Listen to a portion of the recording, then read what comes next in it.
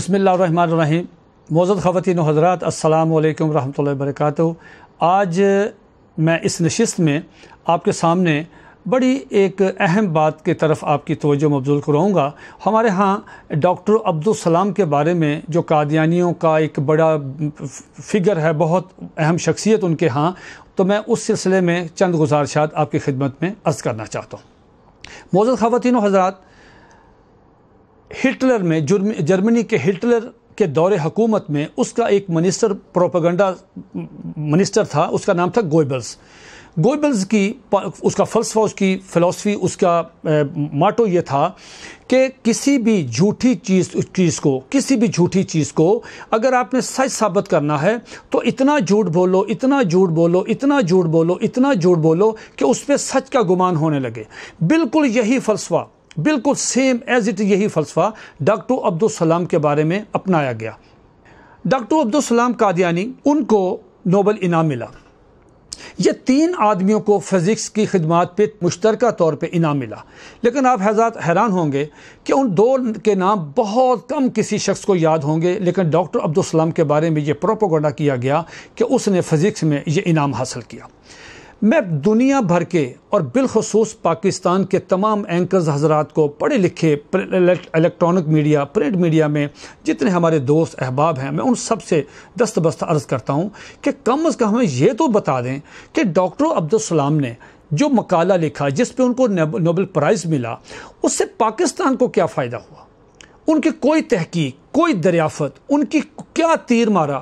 کیا پاکستانی قوم کو، پاکستان کو بحثیت اس کو کیا فائدہ ہوا؟ اب دیکھیں آپ کہ یہ پہلے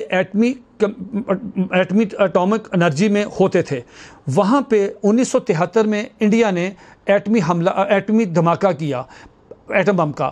اس کے جواب میں پاکستان کو 2، 3، 4، 5، 6 سالوں کے بعد خود حملہ کرنا چاہیے تھا، یہ ایٹمی دھماکہ، لیکن آپ حیران ہوں گے کہ کچھ بھی نہیں، بلکہ یہ پاکستان کے وہاں سے ایٹمی توانائی کمیشن سے جتنی معلومات ہوتی تھیں یہ ساری کی ساری یہ امریکہ پہنچاتے رہے۔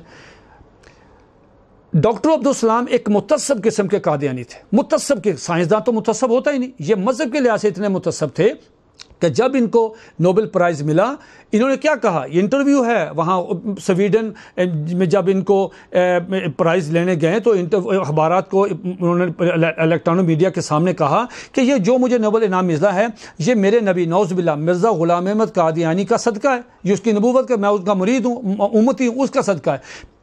اور پھر 1974 میں پاکستان کی قومی اسمبلی نے، پارلیمنٹ نے متفقہ طور پہ قادیانیوں پہ 13 دن جرا کے بعد متفقہ طور پہ ان کو غیر مسلم اقلیت قرار دیا اور آئین میں اس کا اندراج کر دیا۔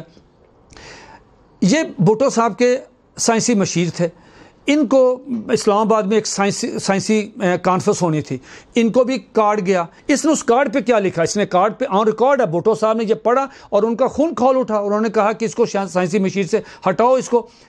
تو انہوں نے کیا لکھا؟ ڈاکٹر عبدالسلام نے کہا کہ میں اس لعنتی ملک، نعوذ باللہ، پاکستان کے بارے میں کہا کہ میں اس لعنتی ملک پہ قدم نہیں رکھنا چاہتا جس ملک میں ہمارے احمدیوں کو غیر مسلم اقلیت قرار دیا گیا ہو۔ یہ کارڈ کے اوپر اس نے لکھا۔ یہ پاکستان کے دشمن تھے، اور اتنی باتوں کے اس نے کیا دیا، لیکن پاکستان نے کیا کیا ان کے ساتھ؟ دیکھیں سب سے پہلے کیا کیا۔ جب ان کو نوبل انعام ملا، پاکستان نے کہا جی بہت نام روشن کیا۔ کیا نام روشن کیا؟ انہوں نے تو قادیانی کا نام روشن کیا۔ پاکستان کے خلاف انہوں نے جو بکواس کی، اسلام کے خلاف جو انہوں نے بکواس کی، اس کا کیا ہوا کہ اس کو کروڑوں روپیہ اس کے اکاؤنٹ میں حکومت پاکستان نے دیا کہ آپ نے نوبل انعام پاکستان کا نام روشن کیا۔ ان کو پاکستان کا سب سے بڑا سول اعزاز، نشان امتیاز بھی ان کو دیا گیا، حالانکہ وہ سب سے بڑا اعزاز ہے۔ محکمہ ڈاک نے 2 روپے کا ڈاک ٹکٹ جاری کیا۔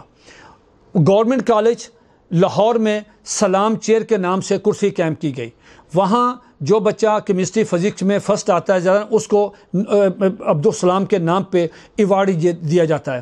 پاکستان نے ان کو اتنا کچھ دیا۔ انہوں نے کیا دیا؟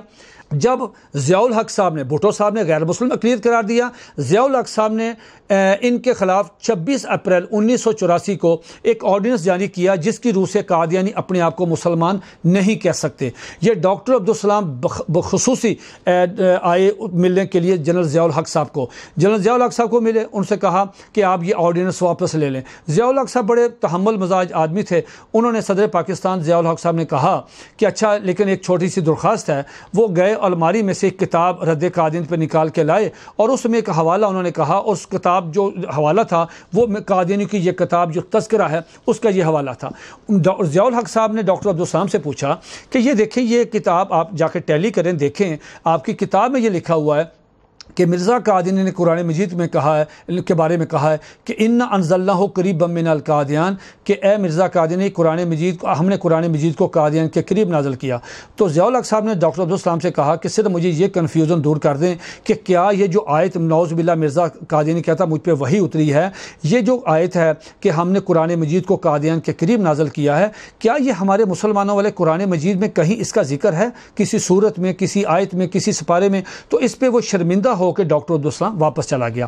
یہ میرے پاس ایک کتاب ہے ڈاکٹر عبدالقدیر خان اور اسلامی بم، یہ زاہد ملک صاحب کی یہ کتاب ہے اور اللہ ان کو غریق رحمت کرے۔ تو اس کتاب میں انہوں نے ایک حوالہ درج کیا جو آنکھیں کھول دینے کے لیے کافی ہے ہر مسلمان پاکستانی بالخصوص کے لیے۔ انہوں نے کہا کہ وزیر خارجہ یعقوب علی خان صاحب جو تھے یہ امریکہ گئے تو امریکہ والوں نے کہا جناب آپ نے ایٹم بم بنایا ہوا ہے، تو انہوں نے کہا کہ ہم تو نہیں بنا رہے۔ انہوں نے کہا جی آپ بنا رہے ہیں۔ اس پہ کافی ان سے بحث ہوئی تو وہ کہنے لگے، امریکن کہنے لگے اس کو یعقوب علی خان صاحب کو کہ آپ آئیں اور ہم آپ کو ایک کمرے میں لے گئے۔ کمرے میں گئے تو وہاں پورا کوہوٹے پلانٹ کا ماڈل پڑا ہوا تھا۔ انہوں نے کہا کہ دیکھیں یہ بم ہے، یہ اس کا ماڈل پڑا ہوا۔ کہنے لگے ہم بہت حیران پریشان ہوئے کہ یہ چیزیں انہوں نے کہاں سے لے لی، یہ کس طرح یہاں پہنچ گئی۔